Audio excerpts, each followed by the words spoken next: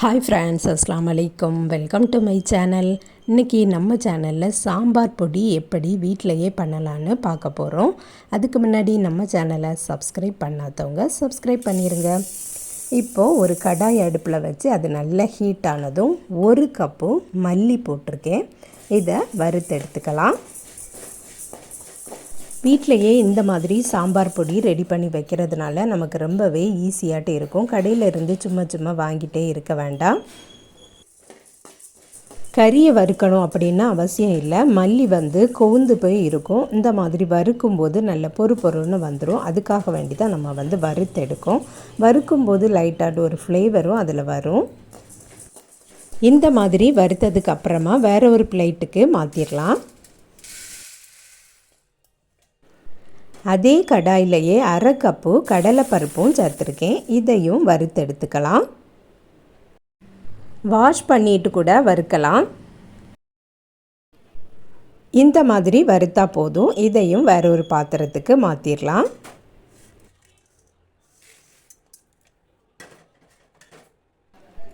Next 1/4 cup உளுந்தம்பருப்பு எடுத்திருக்கேன். இதையும் வறுத்துக்கலாம். நல்ல வாசனை வர்றது வரை வறுத்து எடுத்துக்கலாம்.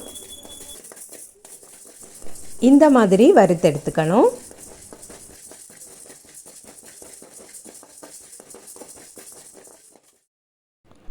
அதையும் மாற்றிடலாம். இருந்து ஆறட்டும். நெக்ஸ்ட்டு அதே கடாயிலேயே 2 டேபிள் ஸ்பூன் நல்ல மிளகு எடுத்துடலாம். 1 டேபிள் ஸ்பூன் சின்ன ஜீரகம் எடுத்துக்கிடலாம். சாம்பார் பொடினாலே ஜீரகம் நல்ல வாசனையாட்டி இருக்கணும். அதுக்கப்புறம் 1 டீஸ்பூன் வெந்தயம் எடுத்திருக்கேன். வெந்தயம் அதிகமாக சேர்க்கக்கூடாது, ஏன்னா கசந்துரும். இதெல்லாம் லைட்டாக வறுத்தா போதும். சீரகம் பொரிஞ்சு வரும். அப்போ தான் நல்ல ஒரு வாசனையாட்டி இருக்கும். இதிலையே 1 டேபிள் ஸ்பூன் கல் உப்பும் போட்டுடலாம்.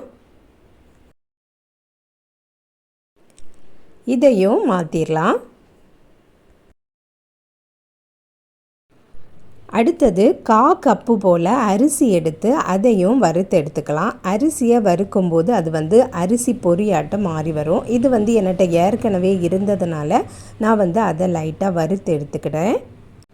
இதே அளவுகளோடு நீங்கள் சாம்பார் வச்சு பாருங்கள் எப்படி இருக்குது அப்படின்ட்டு. உங்களுக்கு காரம் பத்தலைன்னா மறுபடியும் கொஞ்சமாக வத்தல் மிளகை வறுத்து போட்டுக்கிடலாம்.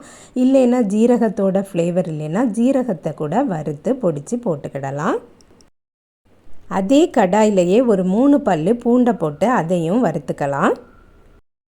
பூண்டு அதிகமாட்டு போடக்கூடாது, கொஞ்சமாக போட்டால் போதும். பூண்டு கொஞ்சமாக குக் ஆனதுக்கு அப்புறமா வத்தல் மிளகு சேர்த்துடலாம். இந்த 1 கப்பு மல்லிக்கு 20-25 போல் வத்தல் மிளகு போட்டிங்கன்னா கரெக்டாட்டு இருக்கும். நான் ஒரு 20க்குள்ளே தான் வத்தல் மிளகு போட்டிருக்கேன். நீங்கள் அதிகமாகவே போட்டுக்கிடுங்க. இது கொஞ்சம் காரம் கம்மியாக தான் இருக்கும். அதுக்கப்புறம் இதே சூட்டிலேயே கொஞ்சமாக காயமும் போட்டுக்கிடலாம். கட்டி பெருங்காயம் நான் போட்டிருக்கேன். சில பேருக்கு காயம் அதிகமாக போட்டால் பிடிக்கும். அவங்க இனி ஒரு துண்டு கூட சேர்த்துக்கிடலாம். இல்லைன்னா சாம்பாரை தாளிக்கும் போது அந்த எண்ணெயில் கொஞ்சமாக காயத்தூள் போட்டாலும் போதும்.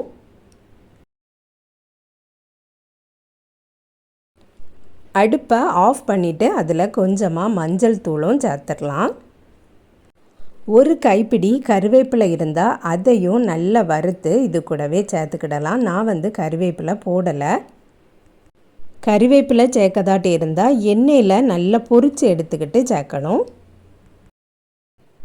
வறுக்கக்கூடிய ஐட்டம் எல்லாமே வறுத்து எடுத்தாச்சு. இது நல்லா ஆறுனதுக்கு அப்புறமா ஒரு மிக்சர் ஜாரில் போட்டு பொடிச்சு எடுத்துக்கலாம். இந்த மாதிரி நல்ல ஃபைன் பவுடராக பொடிச்சிட்டு ஒரு பிளேட்டில் போட்டு கொஞ்ச நேரம் ஆற விட்டதுக்கு அப்புறமா கண்ணாடி பாட்டிலில் ஸ்டோர் பண்ணி வச்சிட்டிங்கன்னா நிறைய நாள் இருக்கும். நீங்களும் இதே மாதிரியே ட்ரை பண்ணி பாருங்கள் ஃப்ரெண்ட்ஸ். இந்த வீடியோ பிடிச்சிருந்தா லைக் பண்ணுங்கள், ஷேர் பண்ணுங்கள். நம்ம சேனலில் இது வரைக்கும் சப்ஸ்கிரைப் பண்ணலைன்னா சப்ஸ்கிரைப் பண்ணிடுங்க. அஸ்ஸலாமு அலைக்கும்.